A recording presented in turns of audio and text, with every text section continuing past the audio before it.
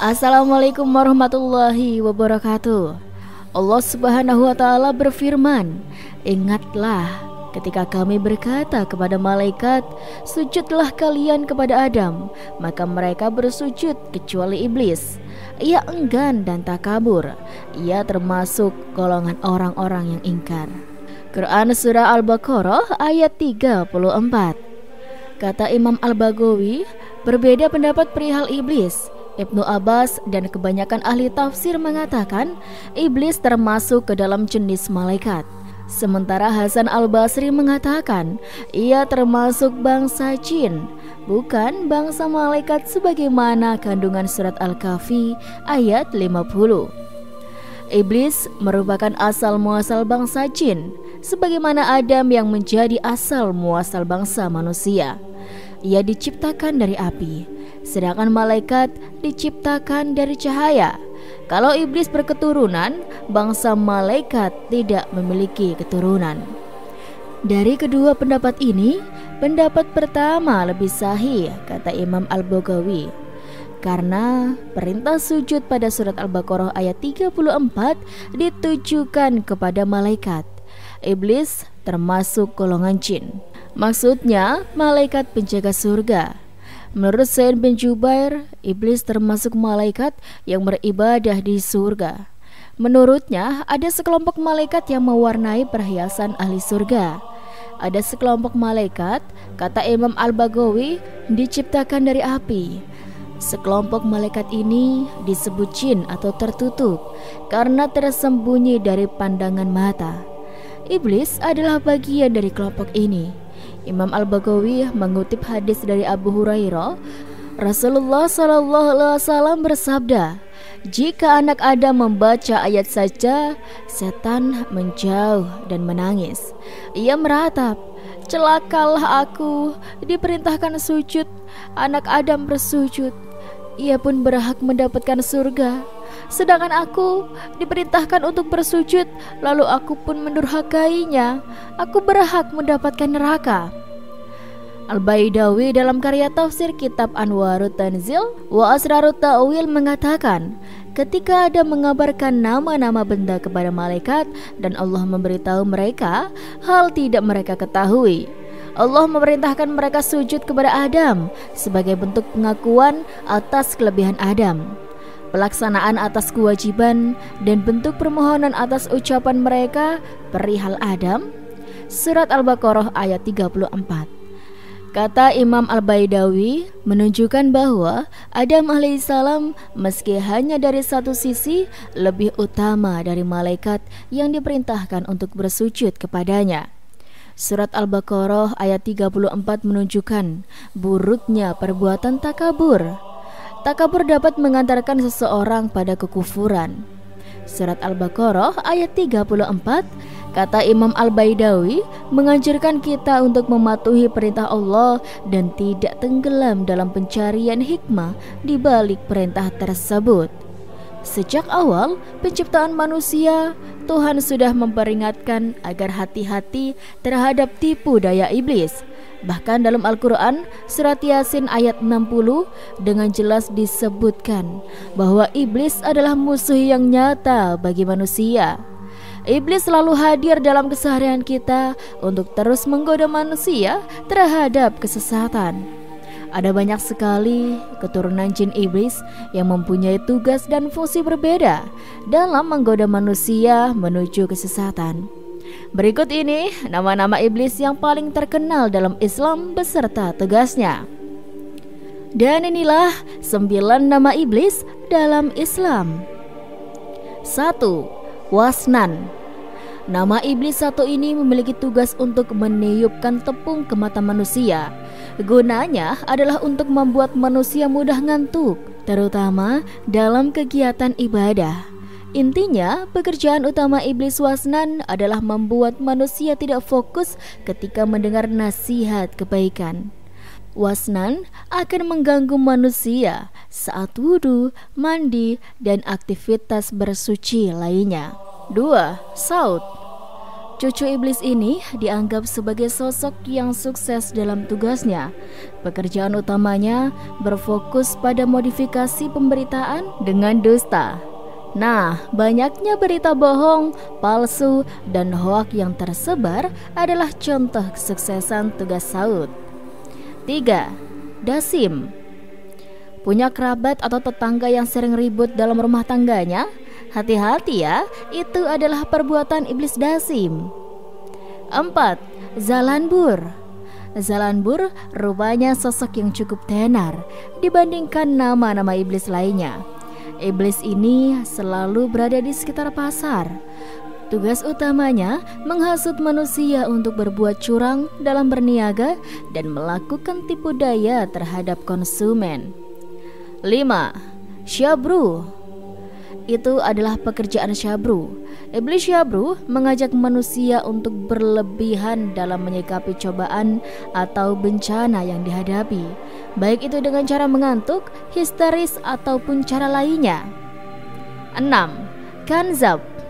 Kanzab menjadi satu dari sekian nama iblis yang perlu kamu tahu. Ketahui juga ya, iblis ini punya tugas khusus yang berkaitan dengan ibadah. Kanzab secara khusus bertugas untuk mengganggu manusia dalam menjalankan sholat.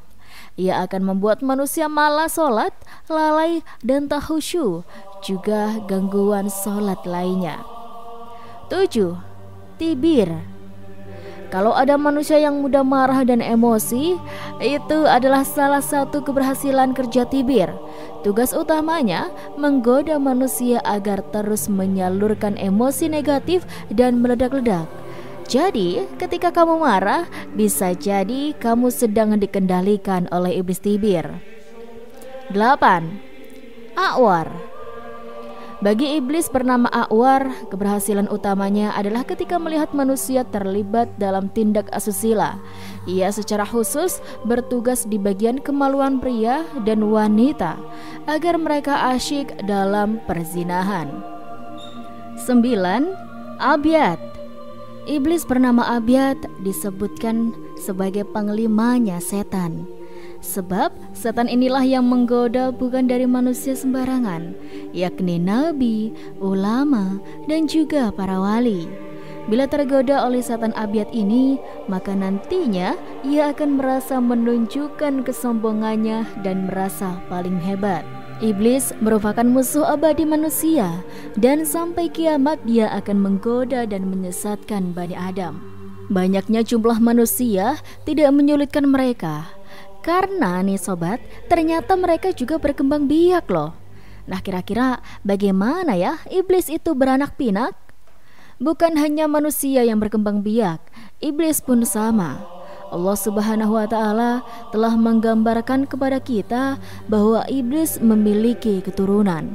Patutlah kamu mengambil dia dan keturunannya sebagai pemimpin selain daripadaku, sedang mereka adalah musuhmu. Quran Surat Al-Kahfi ayat 50. Terkait perkembangan iblis, ternyata mereka butuh asupan makanan dan minuman. Perihal ini sesuai perkataan Al-Hasad. Beliau berkata, mereka makan dan minum, sedangkan malaikat tidak berkembang biak dan tidak makan dan minum. Hal ini membuktikan sobat bahwa iblis merupakan golongan jin, bukan golongan malaikat. Dan mereka makan dan minum dijelaskan di kitab Sab'ah Al-Kutub Al-Mufidah Jin. Mereka makan, minum, menikah, dan melahirkan. Menurut dalam kitab Sab'ah Al-Kutub Al-Mufidah Susunan As-Sayyid Ahmad bin Awali As-Segaf, adapun iblis, sesungguhnya Allah menciptakan zakar atau kemaluan jantan pada paha kanannya dan fajar, kemaluan betina, pada paha kirinya. Iblis pun mengawinkan kedua pahanya, maka keluarlah setiap hari 10 telur. Setiap telur menetas, keluarlah 70 setan laki-laki dan perempuan. Mengutip seorang tabi'in, Imam Mujahid, Imam Al-Qurtubi dalam tafsirnya menyebutkan asal muasal iblis berkembang biak. Mujahid mengatakan, sesungguhnya iblis memasukkan kelamin jantannya ke kelamin betinanya, maka ia pun bertelur 5 butir. Inilah asal muasal dari keturunannya. Imam Al-Qurtubi juga menyebutkan apa yang disebutkan dalam kitab Sab'ah Al-Kutub Mufidah, yaitu setiap harinya kemudian iblis bertelur 10 butir, dan dari setiap butir telur keluar 70 anak. Dikatakan bahwa Allah Subhanahu wa Ta'ala menciptakan di paha kanannya kelamin jantan dan di paha kirinya kelamin betina, maka ia pun mengawinkan paha kanannya dengan paha kirinya, maka keluarlah darinya setiap hari 10 telur. Dari setiap telur keluar 70 setan jantan dan betina. Setan itu keluar dan terbang. Setan yang paling tinggi kedudukannya di sisi iblis adalah yang paling besar godaannya terhadap keturunan Adam. Berbeda dengan iblis yang bertelur, jin berkembang biak dengan kawin dan melahirkan.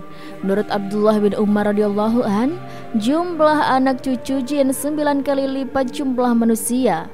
Hal ini karena setiap manusia menurunkan 1 anak, maka jin akan menurunkan 9 anak. Masih dalam kitab Sab'ah Al-Kutub Al-Mufidah disebutkan bahwa Abdul Razak, Ibnu Jarir, Ibnu Munzir, Ibnu Abi Hatim, dan Al-Hakim meriwayatkan bahwa Abdullah binti Umar radhiyallahu an mengatakan, sesungguhnya Allah membagi manusia dan jin 10 bagian, 9 bagian jin dan 1 bagian manusia. Maka tidaklah manusia menurunkan seorang anak kecuali jin menurunkan 9 anak. Perkembangan jin dan manusia adalah 9:1. Perkembangan jin dan manusia jika dibandingkan adalah 9:1. Hal ini sesuai dengan perkataan Abdullah Umar. Jika sesungguhnya Allah Subhanahu wa Ta'ala membagikan manusia dan jin itu ke dalam 10 bagian, 9 bagian adalah jin dan 1 bagian adalah manusia. Tidak seorang pun manusia yang melahirkan seorang anak kecuali jin melahirkan 9 anak. Hadis riwayat Ibnu Abdul Bar, Ibnu Jarir, Hakim, dan Ibnu Adi Hatif. Jika melihat perbandingannya, tentu saja ya sobat, jumlah mereka lebih banyak daripada manusia. Dalam penjelasan lain bahwa dijelaskan jin khususnya iblis berkembang biak dengan cara yang lain. Iblis menghasilkan keturunannya dengan cara bertelur. Hal ini sesuai perkataan Ibnu Abbas. Ketika diturunkan ke bumi, ia menikah dengan dirinya sendiri dan membuahkan 4 telur yang terpisah di setiap sudut bumi diberi 1 telur. Jadi, semua setan yang ada di penjuru bumi adalah telur-telur tersebut. Penjelasan terperinci iblis bertelur terdapat dalam kitab tafsir Al-Qurtubi. Sesungguhnya iblis memasukkan farjinya ke fajri dirinya sendiri dan mengeluarkan 5 telur. Ini adalah asal keturunan iblis. Dikatakan bahwa sesungguhnya Allah Subhanahu wa Ta'ala menciptakan zakar pada paha kanannya iblis dan farji pada paha kirinya. Dan iblis menikahkan paha kanan dengan paha kiri mereka. Keluarlah setiap hari 10 butir, dan dari setiap telur keluar 70 setan lelaki dan setan perempuan. Nah, dari sekian keturunan yang telah dihasilkan oleh iblis, sobat, lantas di manakah iblis dan keturunannya berada ya? Untuk menampung keturunannya, ternyata iblis memilih lautan sebagai lokasi untuk istananya. Mereka memilih lautan sebagai istana karena lautan adalah daerah yang sangat luas. Pembuktian laut sebagai istana iblis terdapat dalam kitab Al-Bidayah wan Nihayah karya Ibnu Tafsir. Beliau menjelaskan bahwa iblis mempunyai banyak tentara dan memilih lautan sebagai istana. Singgasana iblis ada di lautan setelah Nabi SAW abadikan dalam hadisnya. Rasulullah SAW bersabda, "Apa yang kamu lihat, saya melihat singgasana di atas lautan yang dikelilingi oleh beberapa ular." Jawab Ibnu Sayyah, ia telah melihat singgasana iblis. Sabda Rasulullah SAW, hadis riwayat Ahmad. Dan itulah sobat sedikit kisah kali ini. Kurang lebihnya Rizky mohon maaf. Sekian dari Rizky. Wassalamualaikum warahmatullahi wabarakatuh.